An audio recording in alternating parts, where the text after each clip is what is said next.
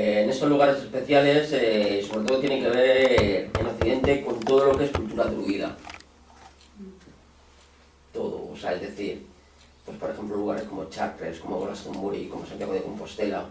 Eso porque son, digamos, los más grandes, pero realmente todos estos lugares, toda Irlanda, todo el sur de Inglaterra, toda la zona bretona, donde están lugares tremendos como Karnak, como Egipto, Avebury, Stonehenge, todos estos lugares son lugares de recala atlante, clarísimamente. Pero no solo eso, o sea, otros lugares que son conocidos por otras cosas, tipo el Rocío, Lourdes, Fátima, Covadonga, son lugares atlantes, fueron lugares donde recalaron los atlantes y donde establecieron escuelas, realmente donde enseñaron. Porque realmente después del diluvio lo que ocurrió es que el nivel, digamos, cultural a nivel planetario, pues digamos que no se quedó demasiado alto. Pues estos personajes probablemente crearon escuelas, realmente para volver a, digamos, a elevar de alguna manera el nivel energético y cultural del planeta.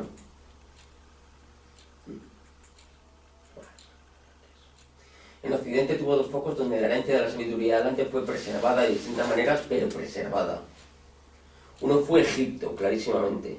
En Egipto está todo, desde la tradición, nuestra historia, como muchísimas cosas que tienen que aparecer debajo de las arenas y sobre todo debajo de algunos complejos, sobre todo Giza y sobre todo Saqqara. Además de algunos otros que también tienen muchísima antigüedad, tipo Dendera, tipo Edfu, tipo Abidos. Son lugares donde lo que hay ahí es absolutamente tremendo y es de una antigüedad tremenda, no es del Egipto faraónico dinástico. Anterior. Pues en Egipto fueron a recalar esos personajes que estaban por ahí antes. Y la otra zona en la que fueron a recalar, pues como digo, fue toda esa zona europea y africana que estaba pegada con el Atlántico.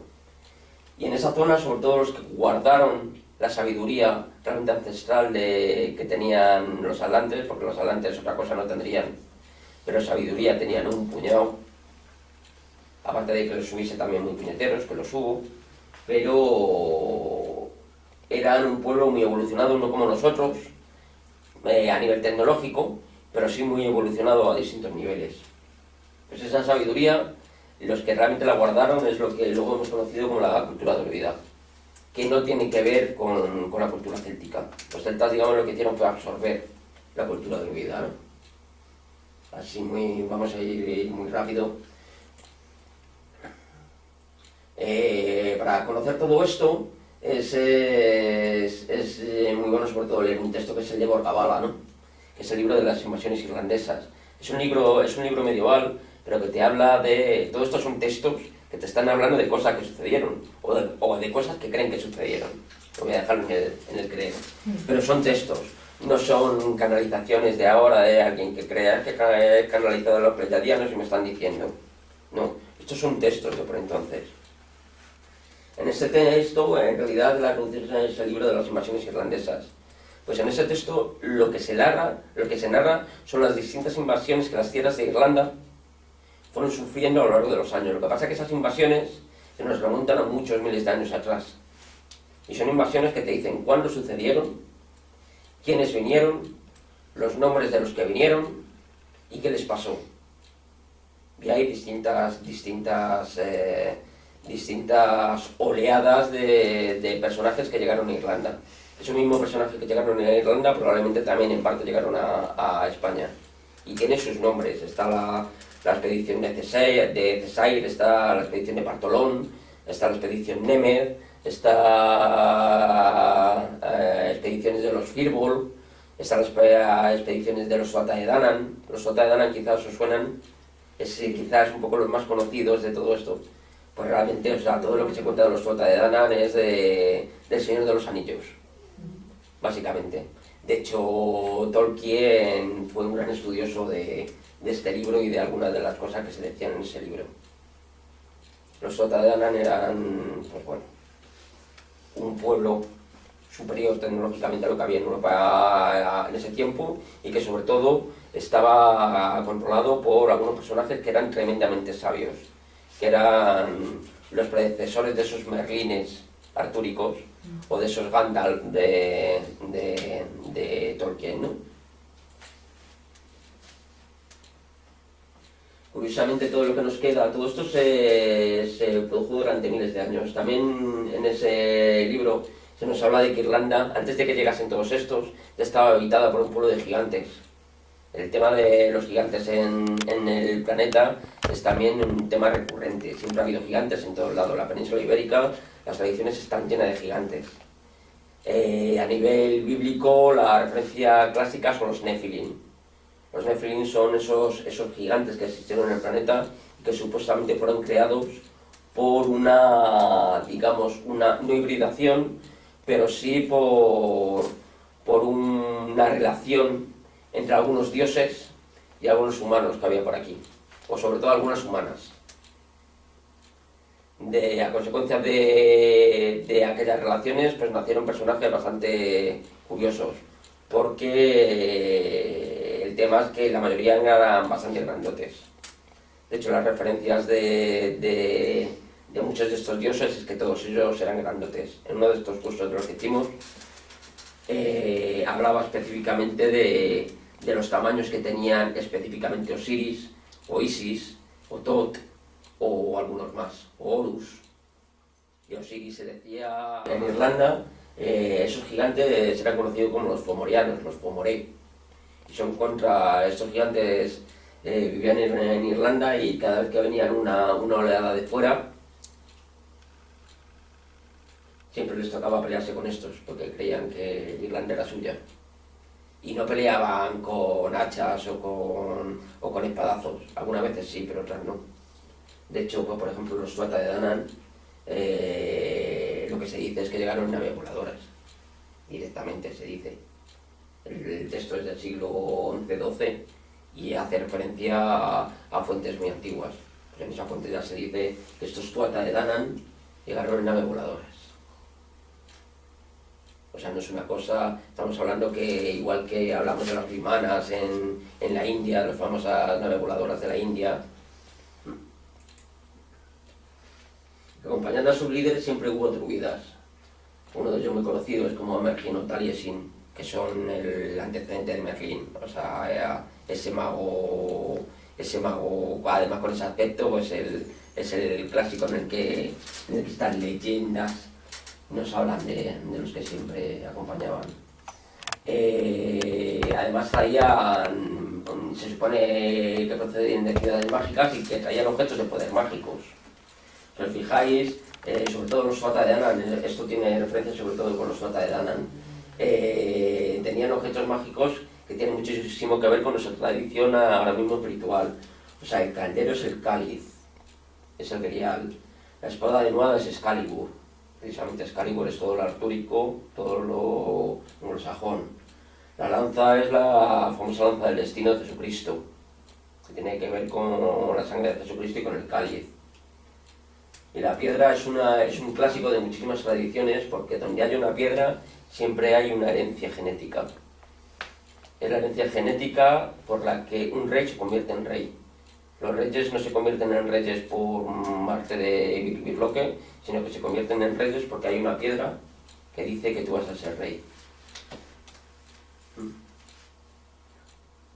Todo lo que tiene que ver con lo de vida, con lo céltico, tiene que ver de ahí. Todo lo que ahora mismo es wicano, o sea, de magia céltica, tiene que ver de ahí. Todas las festividades, sobre todo celtas, tienen que ver con días planetarios muy específicos.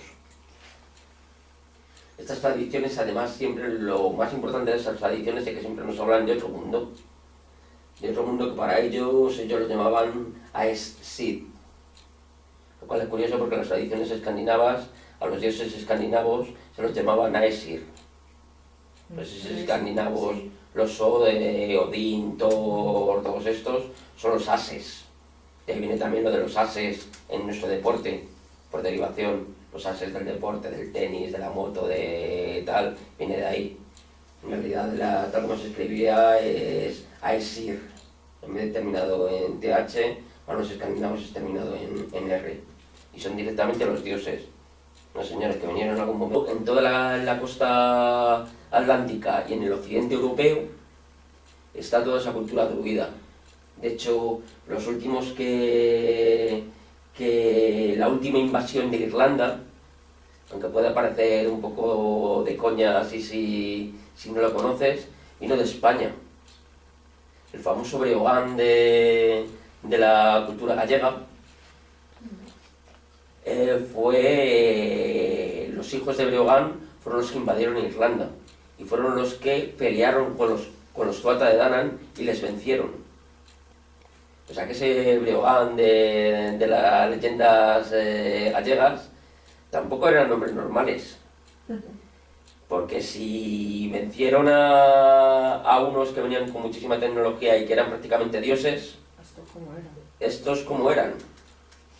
No debían de ser muy diferentes. Además hubo hasta guerras mágicas, además que se narran así. O sea, las típicas guerras de Tolkien, del no pasarán, de no sé qué, no sé cuánto, de te levanto el mar para que se te lleve tus barcos y tal. Son ese tipo de cosas las que se narran en esos relatos. Y druidas tenían tanto unos como otros. O sea, no era cuestión de que solo los tuviesen en Irlanda, sino que realmente los que vinieron de aquí, desde Galicia, tenían sus propias druidas, con conocimientos tremendos. Algunos de esos conocimientos, pues bueno, es que son tremendos. Con algunos he entrado en conocimiento hace unos meses, de cosas, pero además cosas naturales, no son cosas extraordinarias ni nada, pero cosas pues como del tipo de sanar un árbol enfermo, hacerle sanar. Simplemente por el hecho de colocar una piedra en un lugar. Cosas de ese tipo eran las que sabían, esto de druidas. O de levantar piedras. Y no así. O sea, eran cosas bastante tremendas. Y el otro lugar realmente donde se quedó toda esta tradición, en toda esa cultura druida, digamos que lo malo, entre comillas, es que no hay nada escrito, todo es oral. Por lo tanto, o te encuentras con alguno que pueda seguir esa tradición y que sea puro, no sea un cantamañanas que se vista de blanco y que se vaya a Stonehenge a hacer alabanza al sol, o te encuentras con alguien que de verdad sepa, que yo creo que deben de ser 4, o realmente está perdido todo eso. Pero en Egipto no, en Egipto se guardó mucho. Y por eso es importante Egipto para este momento. Porque realmente Egipto es el que nos va a hacernos responsabilizar de nuestro destino. Egipto es el encargado de hacer el trasvase desde la era anterior hasta la nuestra. Y por tanto, como lo que se guardó todavía no se ha descubierto, quiere decir que para hacer el trasvase desde la tercera a la cuarta se hizo, quiere decir que desde la cuarta a la quinta también se tiene que hacer a través de Egipto. Por eso van a aparecer muchísimas cosas en Egipto. Muchísimas cosas que se guardaron hace 13.000 años. Y se guardaron en Egipto. Egipto es el nexo de unión entre las últimas eras y lugar de nacimiento de nuestro proyecto evolutivo, además. ¿Por qué? Porque muy cerca a Egipto fue realmente donde comenzó hace casi 90.000 años nuestro proyecto evolutivo. Cuando se habla de que hace 90.000 años comenzó en Egipto. O sea, Egipto tiene muchísimo que ver con todos nosotros. Lo que pasa es que Egipto es para bien y para mal. Porque en Egipto tiene cosas tremendas, igual que tiene Egipto mucha oscuridad también. Egipto fue uno de los lugares elegidos por las altas jerarquías para que se guardase el recuerdo de nuestra historia planetaria y de todo aquello que necesitaríamos en los momentos actuales para afrontar este nuevo cambio de era. Fue uno de los lugares más importantes de llegada y reunión junto con el Tíbet. Al Tíbet sobre todo llegaron lemurianos tras la catástrofe. Y de la zona de Mu, a donde llegaron fue a la zona de América, a toda la zona que ahora se conoce como el Monte Shasta. Y también a la zona de Inca, a toda la zona de Machu Picchu y toda esa zona. O sea que llegaron básicamente después de la catástrofe, básicamente a 3 zonas. Desde Atlántida a Egipto, desde Lemuria al Tíbet y desde Mu a Montes Asta y zona Inca. Los últimos tiempos del pueblo atlante se caracterizaron por su afán de conquista, es decir, que los atlantes pues, fueron puñeteros como todos, como somos nosotros. Tuvieron cosas tremendas de buenas, pero también cosas tremendas de malas. Y las tierras de aguas del Mediterráneo fueron uno de los numerosos campos de batalla, llegando a cargar con la protohistórica Atenas hace 11.000 años. Una Atenas que los derrotó poco antes de la última gran catástrofe planetaria. De hecho, Platón lo que narra es eso. Lo que conocemos nosotros de la Atlántida lo conocemos porque Platón lo narra, porque se lo contó Solón, y a Solón se lo contaron los sacerdotes egipcios. ¿Y qué contó? Que hace 11.000 años, en su momento, es decir, hace unos 13.000 años, hubo una confrontación bélica entre 2 ejércitos bastante grandotes.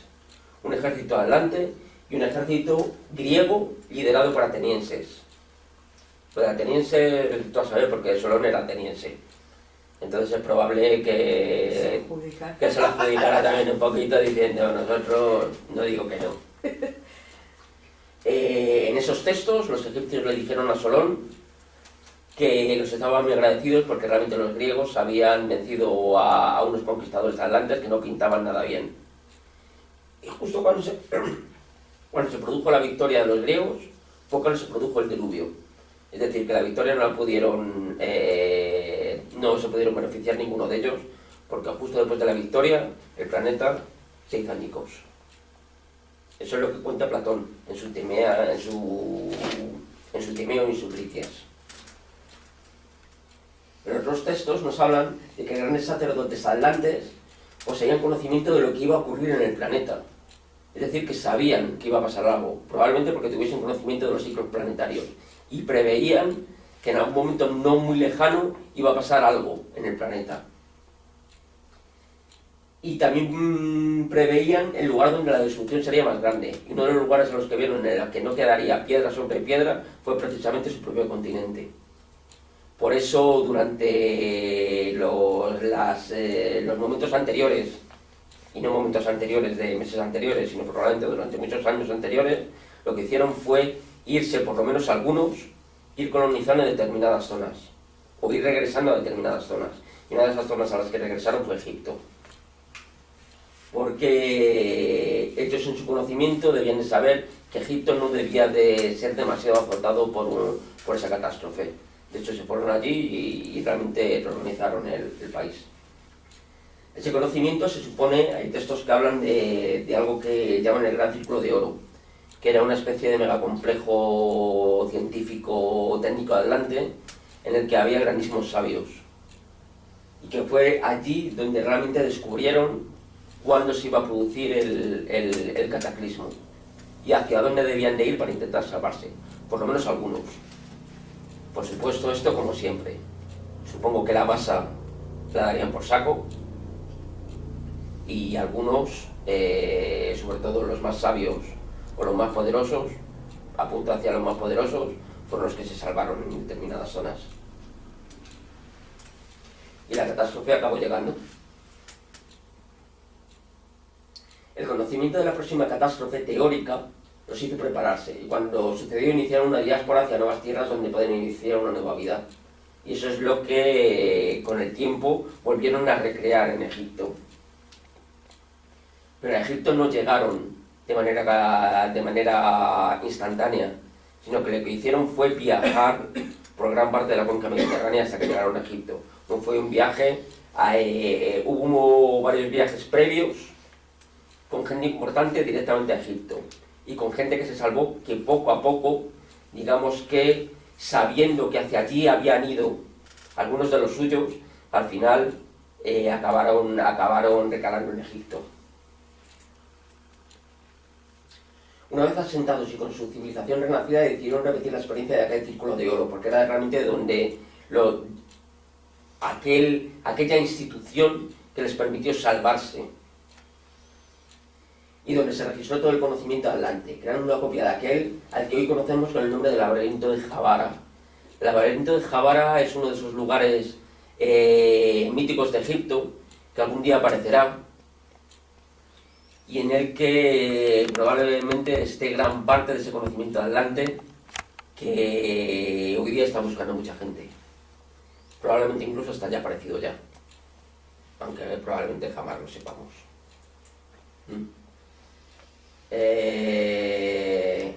Y en esa se serán los conocimientos que habrían de ser fundamentales para el nuevo cambio de era. El nuevo cambio de era, ¿qué es ahora?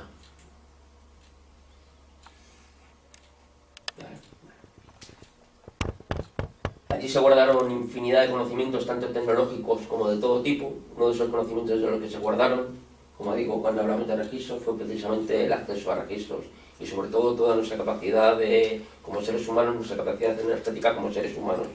Es decir, realmente darnos cuenta de que nosotros no somos simplemente un cuerpecito al que podemos matar, sino que somos muchas más cosas. Esos tipos de conocimientos espirituales, energéticos, son realmente los que han custodiado Egipto desde hace 13.000 años. Por eso es ahí muchas veces realmente a donde tenemos que volver. A pesar de que gran parte de esos conocimientos ahora mismo nos hayan llegado a través de un lugar extraño, porque no tienen mucho que ver con nuestra cultura, porque ahora mismo todo lo que conocemos a nivel espiritual y energético siempre procede del Extremo Oriente. O sea, es decir, viene de China, de la India, o sea, pues es el yoga, el reiki, el Jitsu, cualquier cosa espiritual, cuando hablamos de chakras, cuando hablamos de nadis, cuando hablamos de medicina tradicional china, todo eso viene de Oriente. Cuando todo eso está registrado en Egipto, y es quizás ahí donde deberíamos realmente buscar, porque esa es la cuna. Lo que ocurre es que el destino es muy sabio, y como aquí de momento no se puede, ha habido unos intermediarios muy amigables que se han llamado chinos, se han llamado hindúes, que nos han transmitido determinado conocimiento para que vayamos ir tirando, para que podamos ir tirando realmente. A lo largo de esos miles de años, desde la última gran catástrofe, aquellos dioses llegados de más allá del mar fueron dejando vestigios de su existencia por todo Egipto. Recuerdos de una tecnología física, científica y espiritual que a día de hoy nos sigue pareciendo de ciencia ficción. Todo Egipto es el reflejo de eso. Todo. Resumiendo, que la vida en este planeta está sujeta a ciclos de nacimiento y de muerte. Específicamente ciclos de 26.000 y de 13.000 años, que es cuando pasan las cosas. Que distintas razas y especies se suceden a lo largo de cada una de las etapas de dicho ciclo. Distintas razas y especies. Nosotros somos una más que ha surgido en esta edad planetaria para hacer determinadas cosas. Y que tenemos que dar el cambio a la siguiente. Tercero, que cada época debe recuperar la herencia de las etapas anteriores. Eso es realmente lo que estamos haciendo nosotros. Recuperar esa herencia, recuperar esa historia y recuperar realmente quiénes somos y qué es lo que tenemos para poder trabajar. Cuatro, que para nosotros europeos occidentales esa herencia procede de eso que conocemos bajo el nombre de Atlántida y de su reflejo en esta era que ahora está finalizando. Y su reflejo es Egipto y la herencia druida. Y hay más herencias. Lo que pasa es que están súper difuminadas a nivel cultural por todo Occidente. En España hay mucha herencia, pero pasa como digo, con toda la herencia druida. Es oral y se sabe muy poquito de ella. En los Balcanes hay muchísima. En Francia hay muchísima, en Italia hay muchísima, en Grecia hay muchísima, pero no está, digamos, tan codificada. Dale like, activa las notificaciones y suscríbete al canal.